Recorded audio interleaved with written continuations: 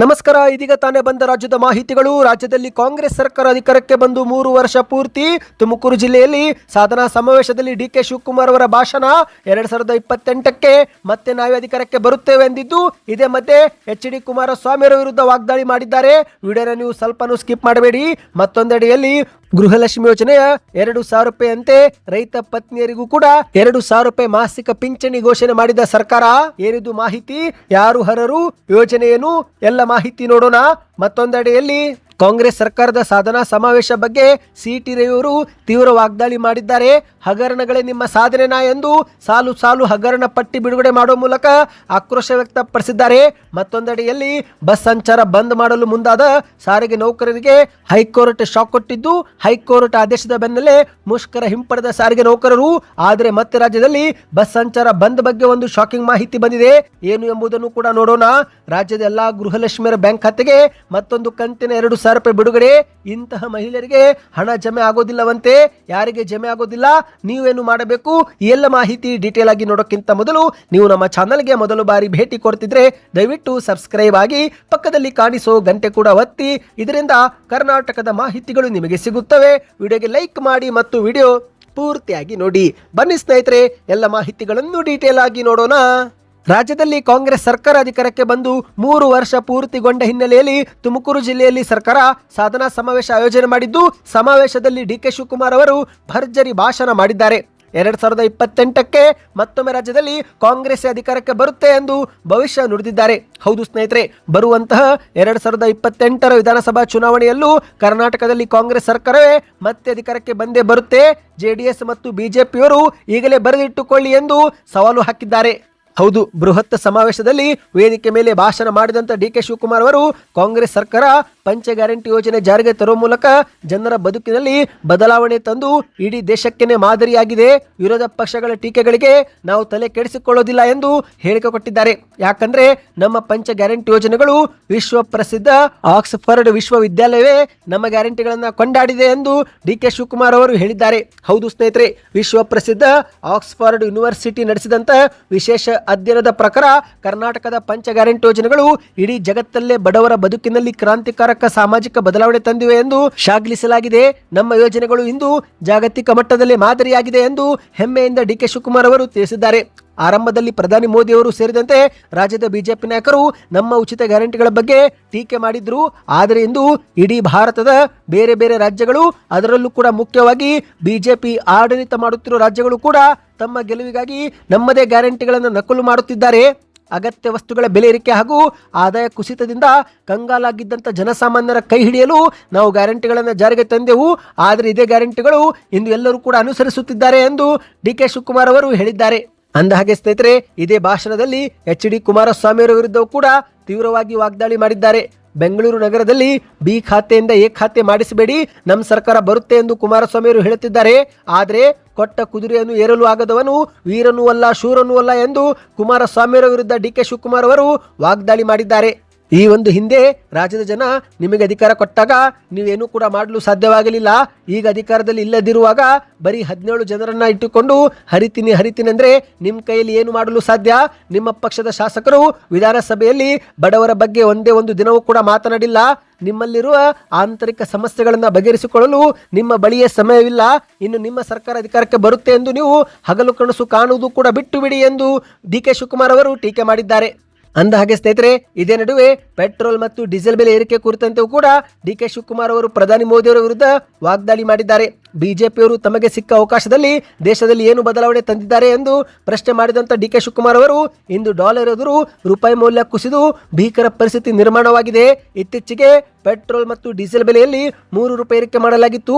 ಇವತ್ತು ಮತ್ತೆ 1 ರೂಪಾಯಿ ಹೆಚ್ಚಳ ಮಾಡಲಾಗಿದೆ. ಈ ಬಗ್ಗೆ ಬಿಜೆಪಿ ನಾಯಕರಾಗಲಿ, ಸಂಸದರಾಗಲಿ, ಆರ್ ಅಶೋಕ್ ಸೇರಿದಂತೆ ಬಿ.ವಾ. ವಿಜೇಂದ್ರ ಆಗಲಿ ಯಾಕೆ ಧ್ವನಿ ಎತ್ತುತ್ತಿಲ್ಲ? ಜನರ ಹೊಟ್ಟೆಪಾಡಿನ ಸಮಸ್ಯೆ ಬಗ್ಗೆ ಯಾಕೆ ಚರ್ಚೆ ಮಾಡುತ್ತಿಲ್ಲ ಎಂದು ಡಿಕೆ ಶಿವಕುಮಾರ್ ಅವರು ಪ್ರಶ್ನೆ ಮಾಡಿದ್ದಾರೆ. ಬನ್ನಿ ಸ್ನೇಹಿತರೆ, ಮತ್ತೊಂದು ಮಾಹಿತಿಗೆ ಹೋಗೋಣ.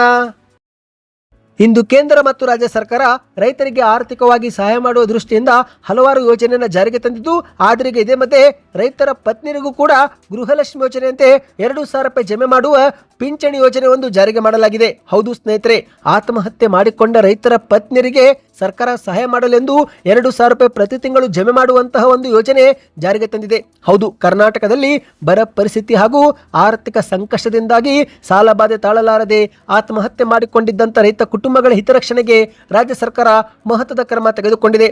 ಸಂಕಷ್ಟದಲ್ಲಿರುವ ಮೃತರ ರೈತರ ಪತ್ನಿಯರ ಆರ್ಥಿಕ ಸಬಲೀಕರಣಕ್ಕಾಗಿ ಇನ್ನು ಮುಂದೆ ಮಾಸಿಕವಾಗಿ 2,000 ರೂಪಾಯಿಗಳ ವಿಶೇಷ ವಿಧವಾ ಯೋಜನೆ ಅಂದರೆ ಒಂದು ವಿಶೇಷ ಪಿಂಚಣಿ ಯೋಜನೆಯನ್ನು ಜಾರಿಗೆ ತರಲಾಗಿದೆ.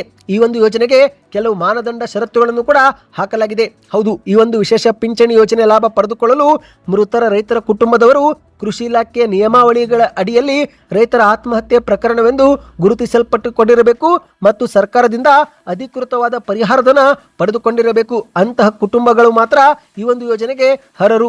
ಹೌದು ಸ್ನೇಹಿತರೆ, ಸರ್ಕಾರದಿಂದ ಅಧಿಕೃತವಾಗಿ ಪರಿಹಾರಧನ ಪಡೆದುಕೊಂಡಂತ ಮೃತ ರೈತರ ಪತ್ನಿಯರು ಮಾತ್ರ ಈ ಒಂದು ಮಾಸಿಕ ಪಿಂಚಣಿಗೆ ಅರ್ಹರಾಗಿರುತ್ತಾರೆ. ಅರ್ಜಿ ಸಲ್ಲಿಕೆ ಮಾಡಲು ಅಟಲ್ ಜಿ ಜನಸ್ನೇಹಿ ಕೇಂದ್ರ ಅಥವಾ ನಾಡ ಕಚೇರಿಗೆ ಭೇಟಿ ಕೊಟ್ಟು ಅರ್ಜಿ ಸಲ್ಲಿಕೆ ಮಾಡಬಹುದು. ಅರ್ಜಿ ಸಲ್ಲಿಕೆ ಮಾಡುವಾಗ ಒಂದು ದಾಖಲೆಗಳನ್ನು ಸಲ್ಲಿಕೆ ಮಾಡಬೇಕಾಗುತ್ತೆ. ಮೊದಲಿಗೆ ಸ್ನೇಹಿತರೆ, ಕೃಷಿ ಇಲಾಖೆಯಿಂದ ಆತ್ಮಹತ್ಯೆ ಪರಿಹಾರಧನ ಪಡೆದುಕೊಂಡಿರುವ ಅಧಿಕೃತ ಆದೇಶದ ಪ್ರತಿಯನ್ನು ಕೊಡಬೇಕು. ಅರ್ಜಿದಾರರ ಮೊಬೈಲ್ ಸಂಖ್ಯೆ ಮತ್ತು ಆಧಾರ್ ಕಾರ್ಡ್ ಹಾಗೂ ಪಿಂಚಣಿ ಹಣ ಪಡೆದುಕೊಳ್ಳಲು ಬ್ಯಾಂಕ್ ಅಥವಾ ಅಂಚೆ ಕಚೇರಿಯ ಮಾಹಿತಿಯನ್ನು ನೀವು ಇಲ್ಲಿ ಸಲ್ಲಿಕೆ ಮಾಡಬೇಕಾಗುತ್ತೆ. ಒಟ್ಟಿನಲ್ಲಿ ಸ್ನೇಹಿತರೆ, ಆರ್ಥಿಕ ನಷ್ಟ ಹಾಗೂ ಕುಟುಂಬದ ಯಜಮಾನನ್ನು ಕಳೆದುಕೊಂಡು ಕಂಗಾಲಾಗಿರುವ ರೈತ ಮಹಿಳೆಯರಿಗೆ ನೆರವಾಗಲು ಸರ್ಕಾರ ಈ ಒಂದು ಯೋಜನೆ ಜಾರಿಗೆ ತಂದಿದೆ. ಈ ಬಗ್ಗೆ ಇನ್ನಷ್ಟು ಮಾಹಿತಿ ಬೇಕಂದ್ರೆ ಕಮೆಂಟ್ನಲ್ಲಿ ವಿಧವಾ ವೇತನ ಎಂದು ಕಮೆಂಟ್ ಮಾಡಿ. ಬನ್ನಿ ಮತ್ತೊಂದು ಮಾಹಿತಿಗೂ ಹೋಗೋಣ. ಒಂದು ಕಡೆಯಲ್ಲಿ ರಾಜ್ಯದ ಕಾಂಗ್ರೆಸ್ ಸರ್ಕಾರ ತುಮಕೂರಲ್ಲಿ ಸಾಧನಾ ಸಮಾವೇಶ ಹಮ್ಮಿಕೊಂಡಿದ್ರೆ, ಇತ್ತ ಬೆಂಗಳೂರಲ್ಲಿ ಸಿಟಿ ರವಿಯವರು ಹಗರಣಗಳ ಪಟ್ಟಿ ಬಿಡುಗಡೆ ಮಾಡಿ ಸರ್ಕಾರದ ವಿರುದ್ಧ ವಾಗ್ದಾಳಿ ಮಾಡಿದ್ದಾರೆ. ಕಳೆದ 3 ವರ್ಷಗಳ ಅವಧಿಯಲ್ಲಿ ರಾಜ್ಯದ ಜನ ಹೆಮ್ಮೆ ಪಡುವಂತಹ ಕೆಲಸ ಏನು ಮಾಡಿದ್ದೀರಿ ಎಂಬುದನ್ನು ಮೊದಲು ಬಹಿರಂಗಪಡಿಸಿ ಎಂದು ಕಾಂಗ್ರೆಸ್ ನಾಯಕರಿಗೆ ಬಿಜೆಪಿಯ ವಿಧಾನ ಪರಿಷತ್ ಸದಸ್ಯ ಸಿಟಿ ರವಿಯವರು ಸವಾಲು ಹಾಕಿದ್ದಾರೆ. ಹೌದು, ಬೆಂಗಳೂರಲ್ಲಿ ಸುದ್ದಿಗಾರರ ಮುಂದೆ ಮಾತನಾಡಿದಂಥ ಸಿಟಿ ರವಿಯವರು ಸರ್ಕಾರದ ಸಾಧನಾ ಸಮಾವೇಶ ವಿರುದ್ಧ ತೀವ್ರ ಆಕ್ರೋಶ ಹೊರಗೆ ಹಾಕಿದ್ದಾರೆ. ವಾಲ್ಮೀಕಿ ಅಭಿವೃದ್ಧಿ ನಿಗಮದಲ್ಲಿ 187 ಕೋಟಿ ರೂಪಾಯಿ ಲೂಟಿ ಹೊಡೆದು ಇಲಾಖೆಯ ಸಚಿವರೇ ಜೈಲಿಗೆ ಹೋಗಿರುವುದು ಸರ್ಕಾರದ ಸಾಧನೆನಾ ಎಂದು ಪ್ರಶ್ನೆ ಮಾಡಿದ್ದು, ದಲಿತ ಮತ್ತು ಹಿಂದುಳಿದ ವರ್ಗಗಳ ಕಲ್ಯಾಣಕ್ಕಾಗಿ ಮೀಸಲಿಟ್ಟಿದ್ದಂಥ ಅನುದಾನವನ್ನು ಇತರೆ ಯೋಜನೆಗಳಿಗೆ ದುರುಪಯೋಗ ಪಡಿಸಿಕೊಂಡಿರುವುದೇ ನಿಮ್ಮ ಸಾಧನೆನಾ ಎಂದು ಪ್ರಶ್ನೆ ಮಾಡಿದ್ದಾರೆ. ಸರ್ಕಾರದ ತಪ್ಪು ನೀತಿಗಳಿಂದಾಗಿ ಬೀದಿಗಿಳಿದು ಕೆಎಸ್ಆರ್ಟಿಸಿ ನೌಕರರು ಹೋರಾಟ ಮಾಡುವ ಪರಿಸ್ಥಿತಿ ಬಂದಿದೆ. ಮತ್ತೊಂದೆಡೆಯಲ್ಲಿ ಅನ್ನದಾತ ರೈತರಿಗೆ ದಿನಕ್ಕೆ ಕನಿಷ್ಠ 3 ಗಂಟೆಯೂ ಕೂಡ ಸಮರ್ಪಕವಾಗಿ 3 ಫೇಸ್ ವಿದ್ಯುತ್ ಪೂರೈಕೆ ಮಾಡಲು ಕೂಡ ನಿಮ್ಮಿಂದ ಆಗುತ್ತಿಲ್ಲ. ಸರ್ಕಾರಿ ನೌಕರರು ಸರಣಿಯಾಗಿ ಆತ್ಮಹತ್ಯೆ ಮಾಡಿಕೊಳ್ಳುತ್ತಿದ್ದಾರೆ. ಕರ್ನಾಟಕದಲ್ಲಿ 60% ಕಮಿಷನ್ ದಂಧೆ ನಡೀತಾ ಇದೆ. ಇವೆಲ್ಲವೂ ಕೂಡ ನಿಮ್ಮ ಸಾಧನೆಗಳ ಎಂದು ವ್ಯಂಗ್ಯವಾಡಿದ್ದಾರೆ. ಇನ್ನು ಮುಖ್ಯಮಂತ್ರಿ ಸಿದ್ದರಾಮಯ್ಯನವರಿಗೆ ತಾವೇ ಇನ್ನು ಎಷ್ಟು ದಿನ ಸಿಎಂ ಕುರ್ಚಿಯಲ್ಲಿ ಇರುತ್ತೇನೆ ಎನ್ನುವ ಗ್ಯಾರಂಟಿ ಇಲ್ಲ. ಸ್ವತಃ ಮುಖ್ಯಮಂತ್ರಿಗಳ ಸ್ಥಾನಕ್ಕೇನೆ ಗ್ಯಾರಂಟಿ ಇಲ್ಲದಿರುವಾಗ ಇವರು ಜನರಿಗೆ ಇನ್ಯಾವ ಗ್ಯಾರಂಟಿ ನೀಡಲು ಸಾಧ್ಯ ಎಂದು ಲೇವಡಿ ಮಾಡಿದ್ದಾರೆ. ಕಳೆದ 3 ವರ್ಷಗಳ ಅವಧಿಯಲ್ಲಿ ದೇಶದ ಮುಂದೆ ಕರ್ನಾಟಕ ತಲೆ ತಗ್ಗಿಸುವಂತಹ ಪರಿಸ್ಥಿತಿ ಈ ಸರ್ಕಾರ ನಿರ್ಮಿಸಿದೆ ಎಂದು ಆಕ್ರೋಶ ಹೊರಗೆ ಹಾಕಿದ್ದಾರೆ. ಕರ್ನಾಟಕದ ಪ್ರಸ್ತುತ ಸಾಲ 10 ಲಕ್ಷ ಕೋಟಿ ರೂಪಾಯಿಗೆ ತಲುಪಿದ್ದು, ಬೇರೆ ಯಾವುದೇ ಅಭಿವೃದ್ಧಿ ಕೆಲಸಗಳಿಲ್ಲದೆ ಸಾಲ ಮಾಡಲಾಗ್ತಾ ಇದೆ. ಕೇವಲ ಸಾಲದ ಹಣದಿಂದಲೇ ಗ್ಯಾರಂಟಿ ಯೋಜನೆಗಳನ್ನು ಮುನ್ನಡೆಸಲಾಗ್ತಾ ಇದೆ. ಇಂತಹ ಪರಿಸ್ಥಿತಿಯಲ್ಲಿ ಇವರು ಹೆಮ್ಮೆ ಪಟ್ಟುಕೊಳ್ಳುವಂತಹ ಸಾಧನೆ ಆದರೂ ಏನಿದೆ ಎಂದು ಸಿಟಿ ರವಿಯವರು ಪ್ರಶ್ನೆ ಮಾಡಿದ್ದಾರೆ. ಬನ್ನಿ ಸ್ನೇಹಿತರೆ, ಮತ್ತೊಂದು ಮಾಹಿತಿಗೂ ಹೋಗೋಣ. ಮೇ 20ರಿಂದ ಬಸ್ ಸಂಚಾರ ಬಂದ್ ಮಾಡಿ ಅನಿರ್ದಿಷ್ಟಾವಧಿ ಮುಷ್ಕರಕ್ಕೆ ಕರೆ ಕೊಡಲಾಗಿತ್ತು. ಆದರೆ ಹೈಕೋರ್ಟ್ ಆದೇಶದ ಬೆನ್ನಲ್ಲೇ ಮುಷ್ಕರವನ್ನ ಹಿಂಪಡೆಯಲಾಗಿದೆ. ಹೌದು, ನಾಳೆ ಎಂದಿನಂತೆ ಬಸ್ ಸಂಚಾರ ಇರಲಿದೆ. ಹೌದು ಗೆಳೆಯರೆ, ಹೈಕೋರ್ಟ್ ಆದೇಶದ ಬೆನ್ನಲ್ಲೇ ಮೇ 20ರಂದು ಕರೆದಿದ್ದಂಥ ಮುಷ್ಕರವನ್ನು ಸಾರಿಗೆ ನೌಕರರು ಹಿಂಪಡೆದುಕೊಂಡಿದ್ದಾರೆ. ಹೈಕೋರ್ಟ್ ಆದೇಶಕ್ಕೆ ಗೌರವ ಕೊಟ್ಟು ಮುಷ್ಕರ ಹಿಂಪಡೆಯುವುದಾಗಿ ಕೆಎಸ್ಆರ್ಟಿಸಿಯ ಜಂಟಿ ಕ್ರಿಯಾ ಸಮಿತಿಯ ಸಂಚಾಲಕ ಜಯದೇವರಾಜ್ ಅರಸನ್ನವರು ಮಾಧ್ಯಮಗಳ ಮುಂದೆ ತಿಳಿಸಿದ್ದಾರೆ. ಹೌದು, ಬೆಂಗಳೂರಲ್ಲಿ ಮಾತನಾಡಿದಂತೆ ಇವರು, ನಾವು ಮುಷ್ಕರ ಮಾಡುತ್ತೇವೆ ಎಂಬ ಕುರಿತಂತೆ ಸರ್ಕಾರಕ್ಕೆ ಮೊದಲೇ ಮಾಹಿತಿ ಕೊಟ್ಟಿದ್ದೆವು. ಆದರೆ ಇದೇ ಮಧ್ಯೆ ಹೈಕೋರ್ಟ್ ಮುಂದೆ ಸಾರ್ವಜನಿಕ ಹಿತಾಸಕ್ತಿ ಅರ್ಜಿ ವಿಚಾರಣೆಗೆ ಬಂದಿದ್ದು, ವಾದ ಮತ್ತು ಪ್ರತಿವಾದ ಆಲಿಸಿದಂತ ಹೈಕೋರ್ಟ್ ಮುಷ್ಕರ ಹಿಂಪಡೆಯುವುದಾಗಿ ನಮಗೆ ನಿರ್ದೇಶನ ಕೊಟ್ಟಿದೆ. ಅಷ್ಟು ಮಾತ್ರವಲ್ಲ, ಸಿಎಂ ಅಥವಾ ಇತರೆ ಸಚಿವರು ಕೂಡ ಶೀಘ್ರವೇ ಸಮಯ ನಿಗದಿ ಮಾಡಿ ಸಭೆ ಮಾಡಬೇಕು ಎಂದು ಕೂಡ ಹೇಳಿದೆ. ಹಾಗಾಗಿ ಹೈಕೋರ್ಟ್ ಆದೇಶದ ಪ್ರಕಾರ ನಾವು ಮುಷ್ಕರ ಹಿಂಪಡೆಯುತ್ತಿದ್ದೇವೆ ಎಂದು ಮಾಧ್ಯಮಗಳ ಮುಂದೆ ತಿಳಿಸಿದ್ದಾರೆ. ಅಂದ ಹಾಗೆ ಸ್ನೇಹಿತರೆ, ಈಗ ಇದು ತಾತ್ಕಾಲಿಕವಾಗಿ ಮುಷ್ಕರವನ್ನು ಕೈಬಿಡಲಾಗಿದೆ. ಯಾಕಂದ್ರೆ ಹೈಕೋರ್ಟ್ ಆದೇಶದ ಬೆನ್ನಲ್ಲೇ ಮುಷ್ಕರ ಹಿಂಪಡೆಯಲಾಗಿದೆ. ಆದರೆ ಶೀಘ್ರವೇ ನಡೆಯುವಂತಹ ಸರ್ಕಾರದ ಸಂಧಾನ ಸಭೆ ಮತ್ತೊಮ್ಮೆ ವಿಫಲವಾದರೆ ಅಥವಾ ಸಾರಿಗೆ ನೌಕರರ ಬೇಡಿಕೆ ಈಡೇರಲಿಲ್ಲವೆಂದರೆ ಆಗ ಮತ್ತೊಮ್ಮೆ ಬಸ್ ಸಂಚಾರ ಬಂದ್ ಆಗುವ ಸಾಧ್ಯತೆ ಇದೆ. ಒಟ್ಟಿನಲ್ಲಿ ಸದ್ಯಕ್ಕಂತೂ ಈಗ ಬಸ್ ಸಂಚಾರ ಬಂದ್ ಇರೋದಿಲ್ಲ ಸ್ನೇಹಿತರೆ. ಮುಂದಿನ ಸಭೆಯವರೆಗೂ ಕಾದು ನೋಡಬೇಕಾಗಿದೆ. ಒಟ್ಟಿನಲ್ಲಿ ಬಸ್ ಪ್ರಯಾಣಿಕರಿಗೆ ಮತ್ತೆ ಗುಡ್ ನ್ಯೂಸ್ ಸಿಕ್ಕಂತಾಗಿದೆ. ಬನ್ನಿ ಕೊನೆಯ ಮಾಹಿತಿಗೂ ಹೋಗೋಣ. ನೀವು ಕೂಡ ಗೃಹಲಕ್ಷ್ಮಿ ಯೋಜನೆ ಫಲಾನುಭವಿಗಳಾಗಿದ್ರೆ ಒಂದು ಬಾರಿ ಬ್ಯಾಂಕ್ ಖಾತೆ ಚೆಕ್ ಮಾಡಿ ಮತ್ತು 2,000 ರೂಪಾಯಿ ಜಮೆ ಆಗಿದ್ರೆ ಯಾವ ಊರು ಎಂಬುದನ್ನು ಕಮೆಂಟ್ ಮಾಡಿ. ಯಾಕಂದ್ರೆ ರಾಜ್ಯ ಸರ್ಕಾರದಿಂದ ಮಹಿಳೆಯರಿಗೆ ಸಿಹಿ ಸುದ್ದಿ ಬಂದಿದೆ.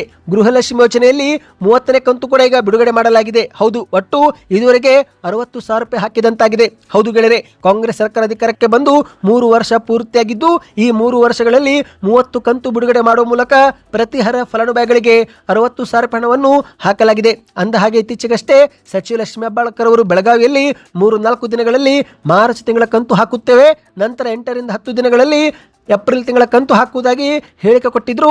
ಈಗ ಅದರಂತೆ ಒಂದು ಕಂತು ಜಮಾ ಆಗಿದೆ ಸ್ನೇಹಿತರೆ. ಹಾಗಾಗಿ ನಿಮ್ಮ ಬ್ಯಾಂಕ್ ಖಾತೆಗೆ ಹಣ ಜಮಾ ಆಗಿದ್ರೆ ಕಮೆಂಟ್ನಲ್ಲಿ ಎಸ್ ಎಂದು ಕಮೆಂಟ್ ಮಾಡಿ. ಇನ್ನು ಇದೇ ಮಧ್ಯೆ ಸ್ನೇಹಿತರೆ, ಕುಟುಂಬದಲ್ಲಿ ಯಾರಾದರೂ ಒಬ್ಬರು ಆದಾಯ ತೆರಿಗೆ ಪಾವತಿ ಮಾಡುತ್ತಿದ್ರೆ ಅಥವಾ GST ರಿಟರ್ನ್ ಸಲ್ಲಿಕೆ ಮಾಡಿದರೆ ಅಂತಹ ಕುಟುಂಬದ ಯಜಮಾನಿಯರನ್ನು ಯೋಜನೆಯಿಂದ ಹೊರಗಿಡಲಾಗಿದೆ. ಹಾಗಾಗಿ ಗೃಹಲಕ್ಷ್ಮಿ ಯೋಜನೆಯ ಸ್ಥಿತಿಗತಿಯನ್ನು ಚೆಕ್ ಮಾಡಿಕೊಳ್ಳಿ. ಒಂದೊಮ್ಮೆ ಇನ್ಕಮ್ ಟ್ಯಾಕ್ಸ್ ಅಥವಾ GST ಕಾರಣದಿಂದ ಹಣ ಜಮಾ ಆಗುತ್ತಿಲ್ಲವೆಂದರೆ ಆದಾಯ ತೆರಿಗೆ ಇಲಾಖೆಗೆ ಭೇಟಿ ಕೊಟ್ಟು ಅಲ್ಲಿಂದ ಮಾಹಿತಿ ಅರ್ಜಿ ಪಡೆದುಕೊಂಡು ಮಹಿಳಾ ಮತ್ತು ಮಕ್ಕಳ ಕಲ್ಯಾಣ ಇಲಾಖೆಗೆ ಭೇಟಿ ಕೊಟ್ಟು ಸಮಸ್ಯೆನ ಸರಿಪಡಿಸಿಕೊಳ್ಳಬೇಕಾಗುತ್ತೆ. ನೀವು ಕೂಡ ಗೃಹಲಕ್ಷ್ಮಿ ಯೋಜನೆ ಫಲಾನುಭವಿಗಳಾಗಿದ್ದು 2,000 ರೂಪಾಯಿ ನಿಮಗೆ ಜಮೆ ಆಗುತ್ತಿಲ್ಲವೆಂದರೆ ಕೊನೆಯ ಕಂತು ಯಾವ ತಿಂಗಳಲ್ಲಿ ಬಂದಿತ್ತು ಕಮೆಂಟ್ ಮಾಡಿ.